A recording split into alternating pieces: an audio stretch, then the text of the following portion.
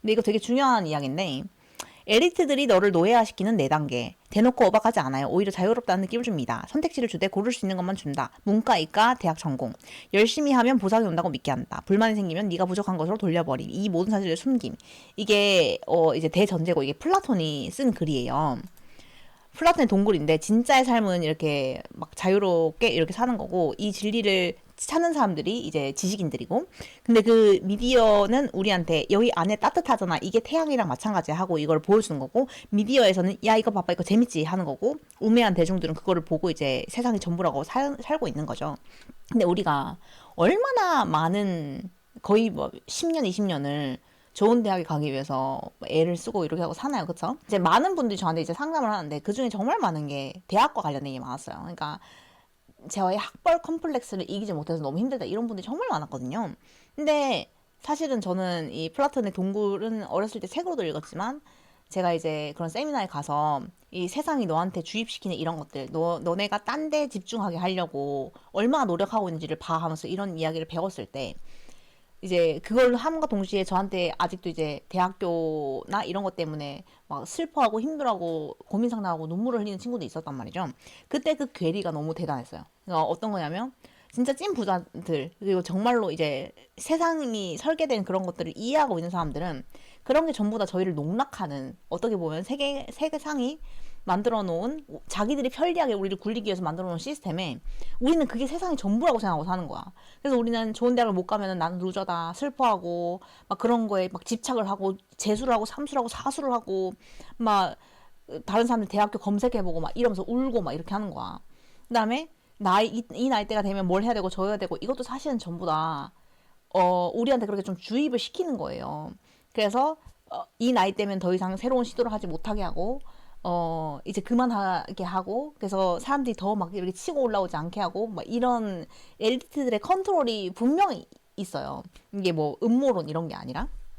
근데 이제 저는 이제 서민의 입장에서 너무나도 많은 일반적인 사람들이, 그 엘리트라고 근처에도 가지 못하는 얼마나 많은 사람들이 정말 그 사람들이 만들어 놓은 그 시스템에 그 사람들의 합격의 축하를 받기 위해서, 그러니까 오케이 너는 오케이 너는 합격 이거 하나 받기 위해서 얼마나 많은 시간 고통 속에 살고, 그 사람들의 기준에 맞지 않으면 난 루저다, 나는 실패한 인생이다 이렇게 생각하고 막 울고 막 이렇게 했는지, 그걸 생각하니까 되게 세상이 좀 다르게 느껴지기도 했었어요. 그래서 저는 이제 가끔 저한테 상담해가지고 전화해서 저는 이래요, 사실 제가 되게 루저거든요 막 이런 얘기 할 때 들어보면은, 사실은 이게 전부 다 우리가 속고 있는 걸지도 모르는데 사람들은 아직도 이런 거에 상처를 받고 자기를 자책하고 비난하고 살구나 이런 생각하면서 되게 막 많은 생각을 하게 됐었어요. 그래서 저는 여러분들이 이런 거를 좀 이해할 수 있었으면 좋겠다. 적어도 이런 세상이 있다는 것을 그러면 훨씬 더 쉬울 것 같아요.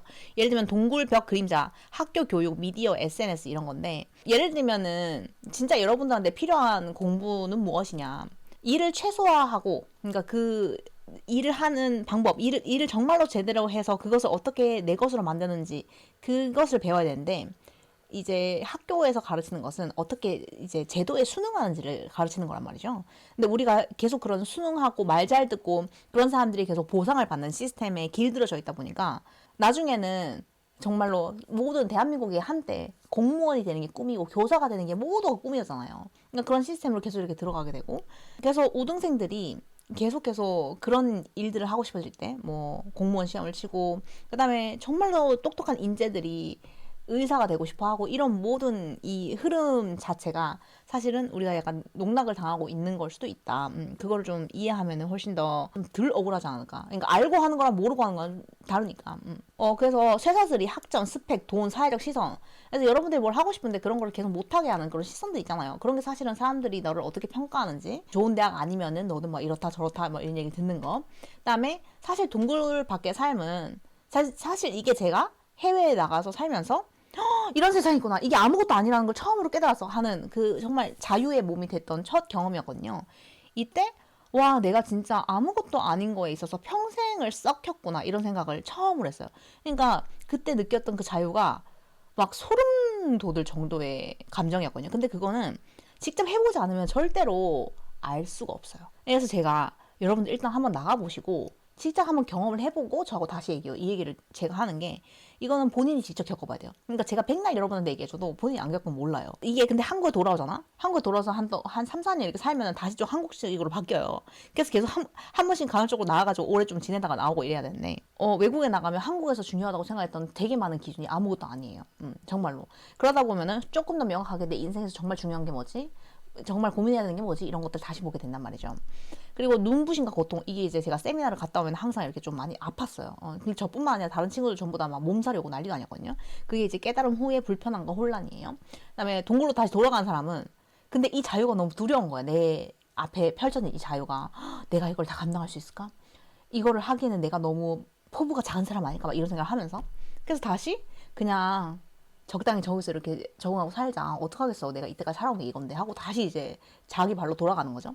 이제 막 계속 새로운 걸 찾고 막 밖에 나가서 뭘 해보려고 하는 사람 보고 현실적으로 살아 이렇게 얘기하면서 미친 사람 취급을 하고, 뭐 워홀을 간다 이렇게 하면은 뭐 여자들 갔다 오면 결혼 못하는 거 알지? 어쩌고저쩌고. 그러니까 내가 한번 그 얘기 한 적 있었잖아요.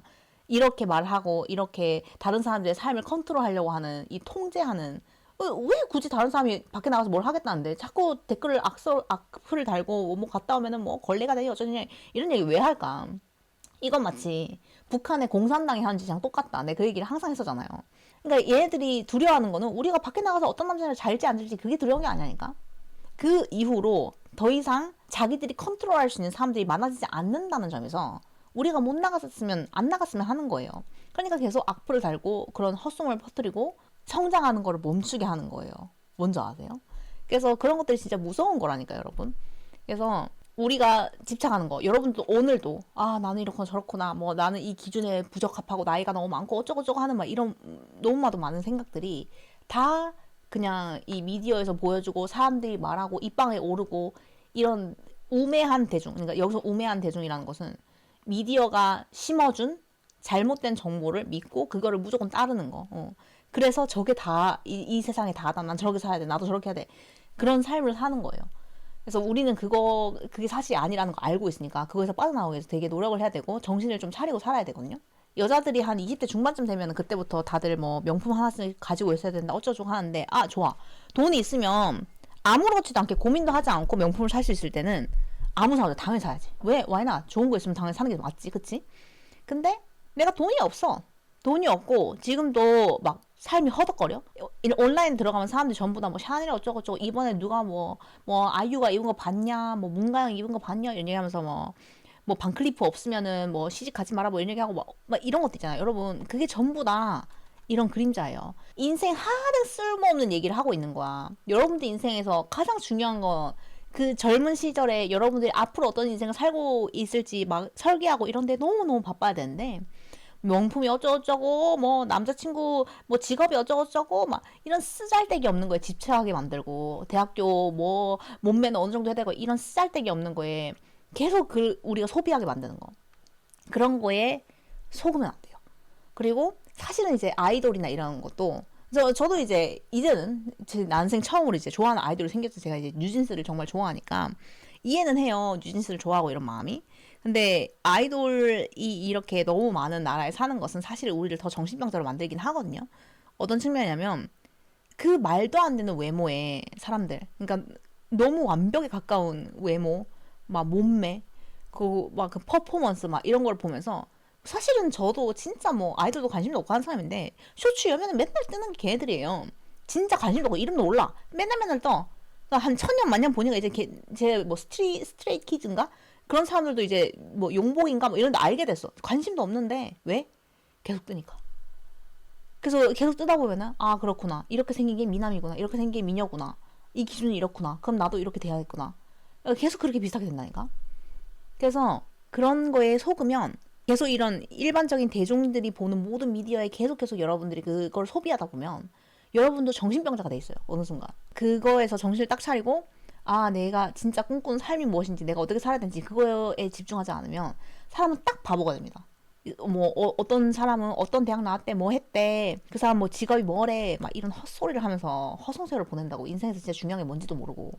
뭔지 아시겠죠? 그래서 자기에 집중하는 것이 너무너무 중요하니까 이상한 이런 계속해서 이게 중요하다 뭐 하다 하는 그런 것들에 속아서 막 인생을 딴 데 허비해서는 안 돼요. 사실 그 말하는 본인도 그 기준에 안 들어가요. 뜯어보면 지가 불안하니까 괜히 정병 발상이야. 그러니까 그래서 온라인에 보면은 뭐 이미 충분히 거의 100%로 예쁜 사람한테도 얘는 얼굴이 별로 어쩌고저쩌고 뭐 동남아처럼 생겨져 어쩌지 막 이런 헛소리를 하면서 사람을 더 정신병자로 만들고, 요즘에 나오는 아이들도 보면은 여러분 몸매가 정상입니까 그게? 완전 진짜 뼈밖에 안 남아가지고 그런 애들도 마흔자로 하고 막 그런 다음에 문제 많아요 여러분. 근데 그런 거를 보다 보면 우리도 계속 이제 그렇게 돼야 된다. 무언의 압박감을 갖는 거지. 그러다 보면 사람들이 기본적으로 이제 행복 지수가 낮아질 수밖에 없어요. 왜냐면은 계속 그 내가 보는 거하고 나 스스로를 비교하게 되니까. 제가 이제 인스타를 안 한 지가 되게 오래됐어요. 뭐 저는 아무래도 이제 팬들하고 소통을 해야 되니까 사실 하는 게 맞는데, 그래서 하고 싶은데 사실 너무 바쁘기도 하고 진짜 삶을 사느라 너무 바빠서 활동을 많이 못하고 있긴 하지만, 근데 이제 저는 활동을 잘 안 하는데 가끔 이제 알람이 뜨고 하면 가끔 이제 보기도 하거든요. 근데 제 주변에 친구 중에 정말로 자기가 여행을 갔다 온 지가 5년, 6년 지난 사진을 막 돌려서, 오늘은 여기 갔던 사진, 오늘은 3년 사진, 오늘은 2년 사진, 이거를 계속 지금 여행하는 것처럼 올린 친구가 있어요. 난 그걸 보면서 얘는 매번 옛날 사진첩에 들어가서 오늘 이거 올려야지 저거 올려야지 이렇게 하는구나. 근데 킥 포인트는 그게 다 그 순간이 아니라는 거예요. 옛날에 갔던 거를 지금 거기 있는 것처럼 올리거든. 막 스토리도 올리고 막 그래요. 그러니까 얼마나 남들에게 나 여행도 많이 하고 이런 걸 보여주고 싶어서 이렇게 할까라는 생각이 좀 들기도 하고, 이 사진 하나 찍어서 올리는데 얼마나 에너지가 들어가는지 아니까 얘는 하루에 몇 시간씩 여기에 시간을 쓸까 이런 생각하면서, 와 정말 이 미디어에 쓴 시간이 너무 대단하다. 그래서 이 시간을 정말로 진짜 삶을 위해서 썼다면 훨씬 더 좋을 텐데라는, 이제 옛날 사진을 지금 있는 것처럼 올리는 그런 걸 보면서 가짜의 삶을 너무 열심히 산다 약간 이런 생각을 하게 돼서 좀 안타까운, 좀 좋은 시간을 제대로 썼으면 좋겠다는 이런 마음. 그렇게 다른 사람들이 가짜의 모습을 보여주는 걸 보고 와 이 사람은 맨날 여행 다니고 이 사람 맨날 이런 거 하고 저런 거 하고 진짜 부럽다. 그러면서 내 인생은 나는 거지야. 난 돈도 없고 여행 갈 돈도 없고 해외 생활도 안 해봤고 뭐 어쩌고저쩌고. 그러면서 내 인생은 한없이 작아지거든. 그러니까 여러분들이 보는 건 딱 가짜예요. 진짜의 삶은 밖에 있어요. 그 밖에 있는 진짜의 삶을 보고 살아야지, 계속 가짜의 삶을 보게 되면 마음만 계속 우울해지거든. 그래서 여러분들이 진짜 현실의 인간들은 절대 그렇게 살고 있지 않다는 걸 깨달으면 좀 덜 불행합니다. 뭔지 아시겠죠? 저희 사촌 오빠들 8살 때부터 캐나다 살아서 거의 외국인인데 이번에 한국 와서 외모 정병이라는 단어를 알렸어요. 기괴하다고 하더라고요. 외모 정병 있죠. 한국 사람들 외모 정병은 뭐 전 세계적으로 유명하니까. 연예인들 집 보면 그냥 허무함만 느껴져요. 그러니까 이런 허무함을 느끼고 하는 게 사실은 뭐 어떤 사람이 뭐 부잣집으로 살고 이렇게 하면은 저 사람 저기 사네, 저 사람이 여기 사네, 그냥 아무 느낌도 안 받아도 되거든. 근데 이게 우리나라는 자꾸 이제 비교하게 된단 말이야. 와 저 사람은 한때 저렇게 해가지고 평생 저렇게 벌고 먹고 사는구나, 나도 그랬으면 좋겠다 막 이런 생각이 들고 막 현타가고 막 이런단 말이지. 온라인에서 보는 것들 그게 진짜가 다가 아닐 수도 있고, 그리고 그 사람들이 그 아름답고 비싼 집에서 어떤 감정을 느끼고 사는지 우리 전혀 모른단 말이야. 그래서 옛날에는 저도 습관적으로 내 삶을 다른 사람하고 비교를 한다든지, 그리고 나의 부족함을 계속 지적을 했어요. 나 스스로. 그러니까 난 이것도 못하고 저것도 못하고 이것도 안 되고 충분하지 않고 막. 그리고 사람들이 계속 저한테 막 네가 얼마나 성공했는지 보여줘, 얼마나 했는지 막 증명해, 막 이런 걸 하다 보니까 저도 스스로 막 그러는 거예요. 사람들한테 내가 이런 얘기를 할 정도가 되려면 나도 이 정도는 돼야지 이렇게 생각하면서 계속 그 숫자에 집착하게 되고 막 이런 것도 있었어요. 아무래도 이제 부자인 사람들을 많이 만나다 보니까 이 중에서 나는 몇 번째로 부자일까 막 이런 생각을 한 적도 있었고, 근데 그런 것이 얼마나 의미 없는 것인지 오히려 그런 세미나를 가서 이런 강연을 듣다 보니까 알게 된 거예요. 되게 쓰잘데기 없는 고민이었구나. 그러면서 이제 강의를 들으면서 저도 이렇게 좀 깨닫게 되고 막 이런 것들이 되게 많이 있었죠. 그래서 몇 천만 원을 해도 그런 강연 한 번 듣는 게 내 인생에 되게 도움이 되고 생각이 많이 달라지는구나 이런 생각을 많이 했고, 저는 이제 막 앵간한 부자가 뭐 하고 저거 이렇게 해도 부럽거나 뭐 아니면 뭐 엄청 예쁜 여자가 뭐 저거, 그러니까 누가 부러운 감정이 별로 없어요. 없고 난 지금 내가 얼마나 완벽한 상태에 살고 있는지를 아니까. 가장 완벽한 인생이 뭐예요 여러분? 저는 개인적으로 걱정 없는 삶이거든요. 자러 갈 때 걱정 없고 눈 떴을 때 걱정 없는 거. 그게 완벽한 삶이에요. 그거 말고 뭐 더 뭘 바래. 그래서 저는 사실 항상 이렇게 좀 앵사이티가 있었어요. 그러니까 불안하고 막 여기가 막 쪼여오는 그 감정, 막 뭔가 막 똥이 나올랑 말랑하고 막 오줌을 싸고 싶고 말 것 같고 막 이런 이상한 감정이 늘 항상 여기 있었단 말이에요. 근데 어느 순간 이제 열심히 살고 또 막 이런 깨달음을 얻고 공부하고 막 이러고 나니까 그 감정이 좀 해소가 됐어요. 그래서 이제는 자러 갈 때도 기쁘게 자러 가고 일어날 때도 웃으면서 일어나고 이런단 말이죠. 그래서 어느 정도 저는 이제 해소가 된 부분이 엄청 많거든요. 그래서 이 이상 바라지 않아요. 그냥 좋다. 이 말고는 아무것도 바라는 거 없다. 걱정 없는 삶. 그래서 지금처럼만 무난하고 무탈하기를 이렇게 생각합니다. 그래서 다른 사람의 슬픔이나 좌절을 막 축하하지도 않고 뭐 다른 사람이 잘 되는 게 배 아프지도 않고 그냥 그래요. 그래서 한국 사람들은 근데 확실히 정신병이 있는 게 다른 사람 날아가는 거 엄청 좋아하잖아요. 내가 너 그럴 줄 알았다 이러면서 막 이거 까불 때부터 알아봤다 이러면서 사람들이 되게 그런 거를 좀 약간 좀 어떻게 사람들이 이렇게까지 한 번에 뒤돌아서지 이런 생각이 들 정도로 조금 잘 나간다 싶으면 나도 나 원래 너 좋아했어. 최근 서인영 씨가 다시 이제 뭐 개가천선 서인영 해가지고 돌아가잖아요. 저도 이제 그분 영상 하도 날려가지고 하나 궁금해서 봤는데 저는 솔직히 브이로그도 안 보고 아무것도 안 보는데 서인영 씨가 좀 재미더라고요. 그래서 놀랬어요. 이 사람 되게 성격이 호탕하구나. 연예인에 좀 관심 없는 편은 잘 몰랐는데 생각보다 되게 성격 진짜 소탈하고 호탕하네 이렇게 생각했었어요. 근데 너무 웃긴 게 서인영 씨가 진짜 한 몇 달 전까지만 해도 서인영 이름만 나와도 막 온갖 욕이 도배가 되고 있는데 이래서 서인영이 좋다니까 앞이랑 뒤가 똑같잖아 막 이런 걸 써놓은 거 보고 참 사람이 이렇다. 좋을 때는 막 우르르 몰려가서 정말 팬이에요 이러고 막 싫어하면 한 사람만 싫어해도 막 걔는 막 인성 빠았다면서 막 나락갔잖아 막 이런 얘기하고 그래서 좀 중간은 없니? 막 그런 생각. 그래서 여러분 이런 미디어 사람들의 관심 뭐 다 쓸데 없습니다. 그냥 우리는 항상 그냥 정도를 걷자. 현실을 살자. 그러니까 저는요 임장에 대한 태도를 보고 진짜 사람들 정리가 다 떨어지니까. 아니 임장을 좋아했던 그 이유가 있었잖아. 그 사람의 그 투박하고 그냥 막 대단한 척 하지 않는 그냥 그 아저씨 같은 그거 우리가 좋아했던 거잖아. 그럼 그 사람의 그 좋아했던 그 모습 그대로 좋아하면 안 돼? 이 사람이 단점이 있거나 뭐 경력이 좀 내 마음에 안 든다고 해서 팍 들어서 나 그럴 줄 알았어요. 안 그래도 아저씨 인상 진상 같더라 이러면서 그렇게 해야 돼? 이중인격자도 아니고 뭐 손녀 욕을 하고 뭐 난리가 났다는데 우리 진짜 그러진 말자. 정말 피곤해요 피곤해. 아무튼 우리들의 집착 여러분들이 가지고 있는 집착이 뭔지 생각해 보시고 그 집착이 얼마나 의미가 없는지 한 번 더 거기에서 빠져나가기 위해서 노력한 시간을 한번 가져볼게요.